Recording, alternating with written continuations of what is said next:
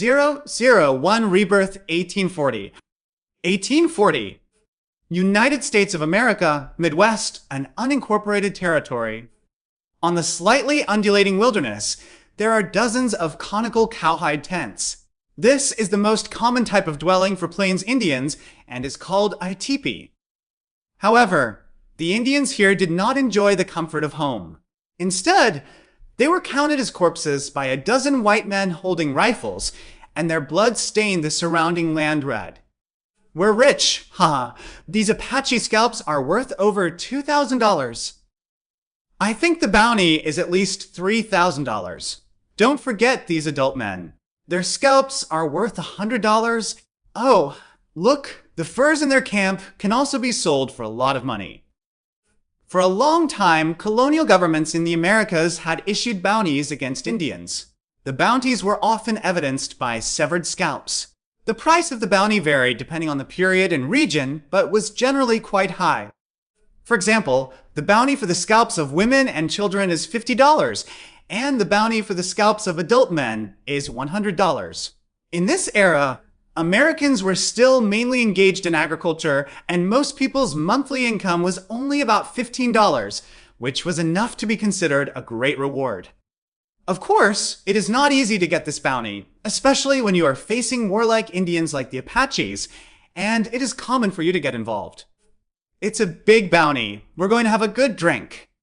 The white people were talking with harvest-like smiles on their faces, and then they took out their knives and began to harvest their trophies' scalps.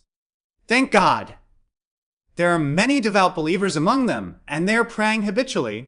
The scalps of dozens of Apache Indians, mostly women and children, would net almost everyone a bounty equivalent to a year's income. The heart of a devout person is filled with only gratitude. Shet, a young white man, suddenly cursed, but he accidentally hurt his hand while scalping the Indian, and he was very angry. What's wrong, man? Didn't you say you've done this before? A bit of embarrassment flashed across the young man's face, and he turned around and replied, "Come over and help me, Connor. My hand is injured." Connor was unshaven and unkempt, but he was obviously a veteran. He was holding 2 complete scalps of hair in his hands, but there was no trace of blood on his clothes. He smiled and walked over. "Watch it." As he spoke, Connor raised his hand and stabbed the dagger into the back of the Indian corpse's head. Then, as if he just shook his wrist from side to side, he made a neat circle of incisions. Then he grabbed the skin and hair on the top of the corpse's head with his other hand and yanked hard. There was a sound of tearing, and the bloody scalp was torn off. "How's it going? Have you learned it?" The young man did not answer, but frowned, as if he had discovered something, and stared straight at a certain conical tent at the edge of the Indian camp. At this moment, a thin figure with a naked upper body, black hair, and yellow skin suddenly burst out of the tent and ran away as hard as he could. He looked only 8 or 9 years old. A child. Or rather, $50. Ah, there is still a fish that slipped through the net. Connor was the first to react. He immediately put down his scalp, picked up his rifle, and chased after him. But then someone said, "Connor, leave him alone. The Apache warriors of this clan seem to be coming back soon. I think we have to retreat as soon as possible. It's just a little guy. He'll be fine soon." Connor's voice faded away. The Apache boy was quite far away, and he was running as hard as he could, but it was obviously impossible to outrun an adult, and he was caught up by Connor not long after. As the distance shortened, Connor raised his rifle and pulled the trigger. Bang! Rifles, or rifled guns, although criticized by some for their slow reloading speed, have much better shooting accuracy than smoothbore guns due to the rifling in the barrel. This shot hit the Indian boy's back, and his fragile body was immediately penetrated by the lead bullet and blood spattered. The little guy screamed and immediately fell to the ground. Connor did not immediately go over to harvest the scalp. Instead, out of a good habit he had developed over the years, he first replenished ammunition for his rifle. Pour 60 grains of gunpowder into the muzzle of the gun, then stuff the lead bullet wrapped in oil paper into it, Then take a small mallet and purge bar from the back. Knock the bullet into the barrel and press it to the bottom of the chamber. Well done and well trained. It only took him more than half a minute. Yes, more than half a minute. This speed was enough for him to become a qualified soldier. After each quick reload, Connor couldn't help but exhale slightly. This gave him a sense of security, and in fact, this habit saved his life more than once. 对他而言，这就像是上臂的必要. After doing this and making sure that he could fire the next shot now, he walked to the Apache boy who had fallen to the ground, took out the dagger again, and leaned over to cut off the scalp. However, as soon as he leaned over, he couldn't help but froze and looked at the Apache boy's back in disbelief. The gunshot wound there was gone. This! Connor blinked hard, trying to dispel what he thought was an illusion, but unfortunately, it didn't seem to be an illusion. And then, something terrible happened. The Apache boy, who was supposed to be dead, actually got up as if nothing had happened. The boy scratched his head, looked around blankly, and murmured something as if no one was around. Connor did not understand the language of the Apaches, but he was certain that this was definitely not the language of the Apaches, let alone English. In fact, let alone him, on the North American continent at this time, there is probably only one person in 100 who can tell what language it is. This is a language from another hemisphere, Chinese. The one who speaks Chinese is naturally a Chinese soul. Have you been hallucinating for so long before dying? Ma Xiao looked confused. His mind was a little confused, but he seemed to be gradually waking up. He comes from China in the 21st century and is a young middle school physics teacher. Ma Xiao thought he had died, or at least was dying of illness. When he was dying, he even heard the flat beep of the electrocardiogram. The brain may not be completely dead yet, and it is normal to have some hallucinations. But the hallucination seemed too long. He felt like it lasted at least 10 minutes. And why does the consciousness seem to be getting more and more clear? Is this the case for normal people after death? Ah, a frightened and angry shout suddenly came from behind, frightening the horse whistle, and he suddenly regained consciousness. He instinctively ducked and narrowly avoided a dagger. At the same time, the holder of the dagger, a middle-aged white man, fell to the ground due to a missed move. He also inserted the dagger into his arm and howled in fear. God. Ma Xiao looked at the white man in surprise. This person was wearing old-fashioned Western-style clothing, as if he had traveled through time from an old American movie. Next to him, a muzzleloader gun that had been obsolete for at least 100 years fell to the ground. This guy was almost paralyzed because of the wounds on his arms and the inexplicable fear. The horse whistle tried to get closer to him. Don't come here. You, the devil. The devil. Connor's voice was trembling and his words were incoherent. He fell to the ground and tried to crawl back, but his legs and feet didn't work very well. The United States has a strong religious atmosphere, especially in this era. Even if the vast majority of people are not believers, they still have a certain respect for religion. Connor is a believer and relatively devout, so when he saw the horse whistle come back from the dead, he naturally thought of the devil, and besides the devil, he could not think of any other explanation. The Indians would never get a miracle from God, right? But he did not completely lose his reason because of the pain and fear. During his rapid breathing, his eyes noticed the rifle on the ground not far away. No, we can't sit still and wait for death. Even if the Indian boy in front of me is possessed by a demon, he still has to fight. The gun has just been loaded with ammunition and is ready to fire at any time. Connor mustered up the courage, overcame his physical weakness, got up from the ground, and lunged for his rifle like a tiger pouncing on its prey. When the horse whistle saw this, he quickly rushed towards the rifle without thinking too much. Although he hasn't figured out the situation yet, he can still see the life and death situation in front of him. Connor picked up the rifle. But before he could shoot, Ma Xiao slapped his hand on the handle of the dagger, causing him to scream. He let go of his hand, and then the rifle was snatched away by Ma Xiao. Looking at the horse whistle with the gun aimed at him, Connor opened his mouth in a daze. You are not a devil? The devil doesn't seem to be able to use a gun, right? Ma Xiao's English wasn't very good. To be precise, it was very poor, but he understood this sentence. There is no doubt that the white man in front of him wants to kill himself, so he will not be polite. Fuck you, I'm God, Ma Xiao replied in broken English, and then pulled the trigger. Bang! 002 horse whistle.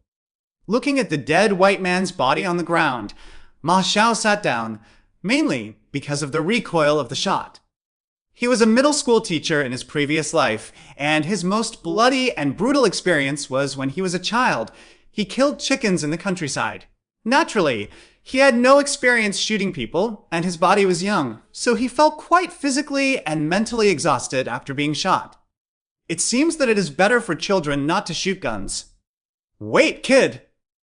Ma Xiao was startled, then stood up and looked around at the thin, young body. Only then did he suddenly realize his current identity, and at the same time, some scattered and trivial memories kept popping up in his mind. Rebirth? For this bizarre encounter, within the scope of his knowledge, this seemed to be the only reasonable explanation. Ma Xiao tried his best to sort out the memories of the past and present lives, and finally figured out the situation. He had indeed died of illness, but for some unknown reason, perhaps the intervention of a transcendent being or an occasional natural phenomenon, he was reborn. According to Ma Xiao's understanding, his consciousness may be caused by quantum fluctuations because the fluctuations happen to be the same as Ma Xiao's death in another time and space, so it is equivalent to rebirth or soul penetration. All in all, he was reborn as an Apache Indian in 19th century America. The Apache, in the name of the Apache helicopter, comes from this brave and fighting tribe. Now, his biological age is 9 years old. Ma Xiao took a few deep breaths to calm down. After his rebirth, his name was still Horse Whistle, to a certain extent. To be precise, it was Horse Calling Whistle in the Apache language. It could also be translated as Horse Whistle. The name Ma Xiao is a bit unusual among Chinese names, but in Indian culture it is a good name that can be passed down from generation to generation. In fact, this is what has been passed down. The father of this body was called Ma Xiao, a brave Apache warrior who later died in a conflict with the Arapaho people, and the name was passed on to him. Ma Xiao did not feel any resistance to this rebirth experience, but felt joy. After all, he died of illness in his 20s in his previous life, and now he suddenly came back to life at the age of 9. How could he be unhappy at such a lively age? If you are a believer, you must thank God or something. However, he does not believe in gods and Buddhas. He is an agnostic who believes in materialism. Of course, there are also disadvantages. For example, in the United States in the 19th century, as an Indian, the situation was definitely not good. Not only the productivity was backward, but also life was in danger at every turn. His clan had just suffered a massacre. The white men took advantage of the warriors of the clan to go hunting and slaughtered most of the women and children who stayed in the clan camp. Only a few escaped. This was the reason for the death of this body. What's more, Ma Xiao inevitably misses everything about his previous life.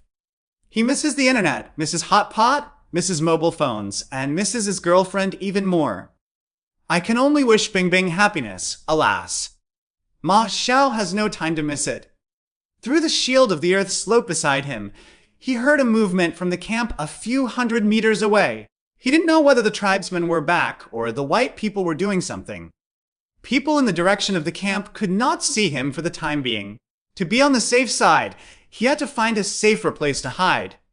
Of course, before that, he needs to bring his trophy, the white man's thing in front of him. Ma Xiao did a simple search and got the following valuable items. A bag of coins, including US dollar gold and silver coins, Spanish silver dollars. Spanish silver dollars were one of the most important currencies in circulation in the United States during this period, and some banknotes or banknotes. Overall, it was quite a lot, but he definitely couldn't spend it for the time being. A somewhat crude pocket watch. a dagger stained with blood, a leather jacket. Of course, there is also the most practical thing, the muzzle-loading gun, to be precise, a muzzle-loading rifled flintlock gun. Although Ma Xiao's main job in his previous life was just a middle school physics teacher, he had many online part-time jobs, such as keyboard strategist, keyboard economist, keyboard politician, keyboard physics. Well, physics may not count as keyboard, at least middle school physics certainly does not. With his own knowledge, he roughly identified the model of the gun, a Kentucky long rifle produced in Missouri in 1837. In fact, it was written on the body of the gun, and he mainly used his knowledge of English. The Kentucky rifles produced in various periods and regions are different, but the common feature is the long barrel. For example, the total length of this gun is much higher than the current height of the horse whistle. It is more than 1.5 meters by visual inspection, which is quite inconvenient to hold. Fortunately, the Kentucky rifle is relatively slender and not too heavy. The Kentucky rifle has a great reputation. During the American Revolutionary War, this gun was in the limelight. In the famous Battle of Saratoga, American sniper Moses Murphy used this gun to kill British General Fraser, which greatly changed the situation of the Revolutionary War. Through the writing on the gun, Ma Xiao also obtained some other information. This gun was produced in 1837, so naturally, the current time is after 1837. At the same time, combined with the memory in the body, it seems that the US-Mexican War in 1846 has not yet started. Taken together, it is probably the early 1840s. Ma Xiao still needs to ask someone to find out the more precise AD date. The old chief or shaman of the clan knows more about the outside world, and they should know. In addition to these things, there is actually another very valuable thing, and that is the scalp of a white man. White people put bounties on Indian scalps, and Indians regarded white people's scalps as important trophies that could at least bring honor. In fact, white people first learned scalping from Indians. It was a way for Indians to record their military exploits. But if you don't do it under the whistle, this thing is too hellish. And he didn't have the skills to do it.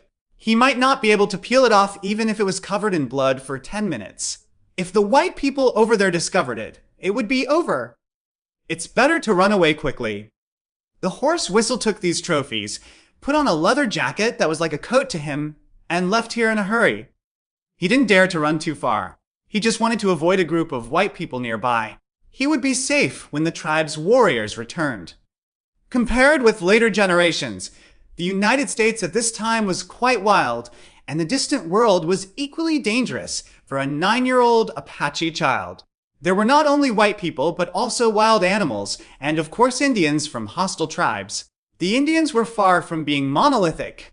The only ones who could really rely on them now were their own small clans.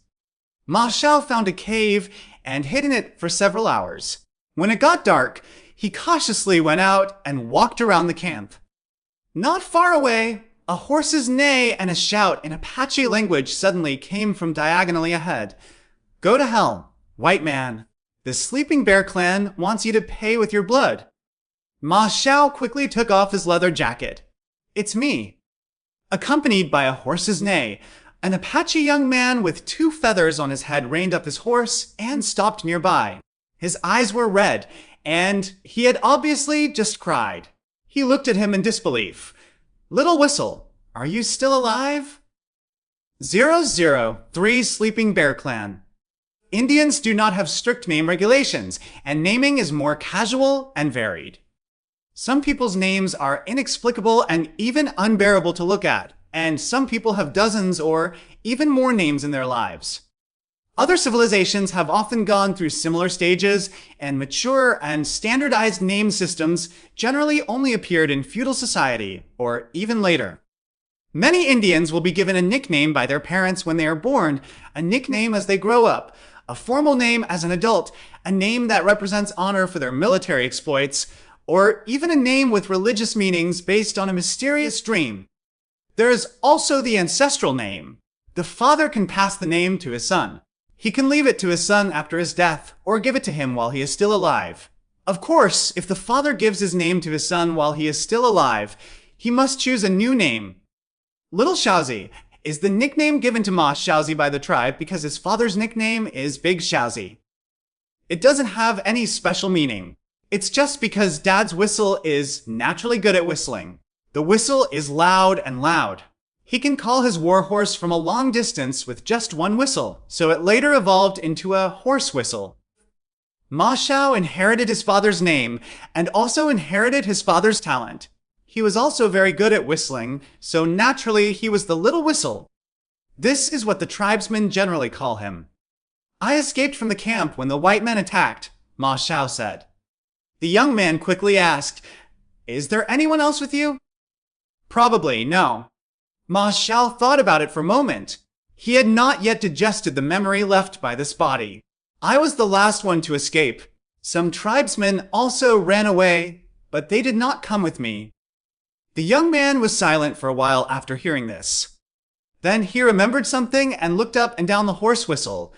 "Where did you get these clothes and this gun?" Ma Xiao explained, "A white man chased me and fell down. Then I grabbed the gun on the ground and shot him." Thick Shoulder pointed to the back and said, "Did you kill the white man over there who had his coat taken off?" The horse whistle nodded. Thick Shoulder smiled. "Although it was a fluke, you are also very brave, just like your father." "Let's go back to the camp first." As he said that, he stretched out his hand and pulled the horse whistle onto the horse's back, then turned the horse's head and headed for the camp. "How does it feel to shoot?" Thick Shoulder looked at the Kentucky rifle in the horse whistle's hand. "It's okay. It just hurts when shooting." Ma Xiao couldn't find an Apache word suitable for translating recoil, so he could only describe it this way. Thick Shoulder nodded. "Indeed, but actually this is not the main problem. I also got a Mexican gun before, but unfortunately it broke after using it a few times. It is too troublesome to load ammunition. Bows and arrows and axes are more convenient." The horse whistle said nothing. In this era, firearms still had many shortcomings. It was normal to use hot and cold weapons together. Not to mention Indians, white people often had to fight with bayonets and the like on the battlefield. Some Indians have learned to use firearms, but they have not spread widely. At least the Mienxiong clan he belongs to still uses cold weapons such as bows and arrows and tomahawks as their main weapons. Occasionally, firearms captured in battles either languish as collectibles, are destroyed due to improper use, or cannot be used for a long time due to lack of ammunition and maintenance. In Ma Xiao's view, the real power of rifles should start with the Prussian Dresser needle gun. The Dresser needle gun was officially launched in 1841. He previously estimated that it was the early 1840s, and Prussia should have already researched it and even started to equip it. Of course, although the Kentucky rifle in his hand had many shortcomings compared with various powerful automatic rifles in later generations, he still regarded it as a treasure. At longer distances, this thing is much stronger than throwing axes and bows. Not long after, Horse Whistle and Thick Shoulder returned to the camp on horseback. The site was a mess, with various objects and signs of destruction scattered around the camp, and dozens of brutally scalped corpses lying on the ground. The tribesmen were all extremely grieved. Many people lay beside the corpse and cried, while using black paint to paint a pattern on their faces, which symbolized the death of their loved ones. A huge loss. After all, the Mienxiong clan only has a total of 123 people. After this battle, most of the women and children in the clan were lost, which can almost be described as a quasi-genocide state. Ma Xiao couldn't help but clenched his fists, and his breathing was a little short. In fact, the personality of the old owner of this body has not disappeared, but has been merged with the personality from the 21st century.